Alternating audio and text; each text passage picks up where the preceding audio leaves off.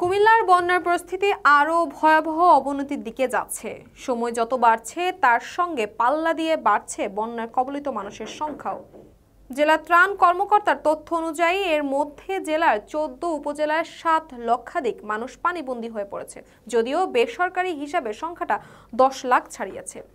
বুড়িচংয়ে গোমতী নদীর ভাঙনের ফলে বন্যায় কবলিত মানুষদের দুর্ভোগ বেড়েছে কয়েক গুণ।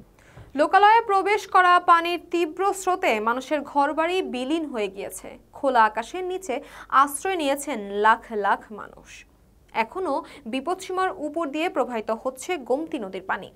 এছাড়া বন্যায় কবলিত জেলার ১৪ গ্রাম, তিতাস, নাঙ্গলকোট, লাকসাম, মোহরগঞ্জ সহ কয়েকটি উপজেলার ৫ থেকে ৬ লাখ মানুষ দুর্ভোগে দিন কাটাচ্ছে।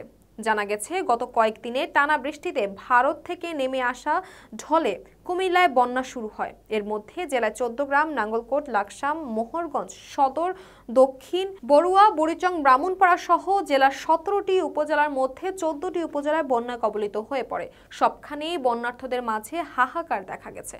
অনেক এলাকায় আশ্রয়কেন্দ্রগুলো পানিবন্দী হয়ে পড়ায় বন্যার্থদের দুর্ভোগ আরও বেড়ে যায়। মূলত ভারত থেকে নেমে আসা পাহাড়ি ঢল ও অতিবৃষ্টিতে গত মঙ্গলবার থেকে কুমিল্লায় গোমতী নদীতে পানি বাড়তে থাকে।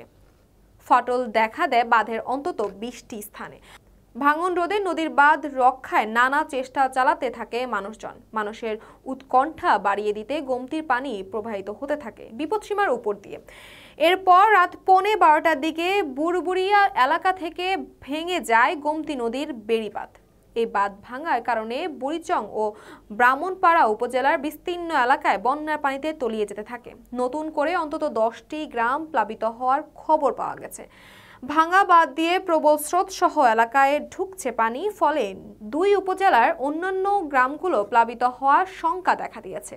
জেলায় ত্রাণ ও পুনর্বাসন কর্মকর্তা মোহাম্মদ আবেদ আলী বলেন, কুমিল্লার ১৭টি উপজেলার মধ্যে ১৪টি উপজেলায় বন্যায় কবলিত হয়ে পড়েছে। এতে পানিবন্দী হয়ে পড়েছেন ১১৮টি ইউনিয়ন, ৭ লক্ষাধিক মানুষ। আমরা বন্যার্থদের মাঝে ত্রাণ ও খাদ্য সামগ্রী বিতরণ করেছি। সহায়তায় অব্যাহত রাখতে মন্ত্রণালয়ের চাহিদা প্রেরণ করা হয়েছে। কুমিল্লার civil surgeon doctor Nasima Akter বলেন, বন্যা কবলিত এলাকায় মানুষদের ২২৭টি মেডিকেল টিম কাজ করছে। উপজেলার প্রশাসনের সঙ্গে সমন্বয় করে দায়িত্ব পালন করছেন তারা। কুমিল্লা অতিরিক্ত জেলা প্রশাসক পঙ্কজ বড়ুয়া বলেন, দুর্গত এলাকায় সকল শিক্ষা প্রতিষ্ঠানকে আশ্রয় কেন্দ্র হিসেবে ঘোষণা করা হয়েছে। বন্যায় কবলিতদের জন্য শুকনো খাবার, স্যালাইন ও ওষুধ মজুদ আছে। ত্রাণ সামগ্রী বিতরণে অব্যাহত আছে। তাসপিয়া তাবাসসুম, এই সময়, ঢাকা।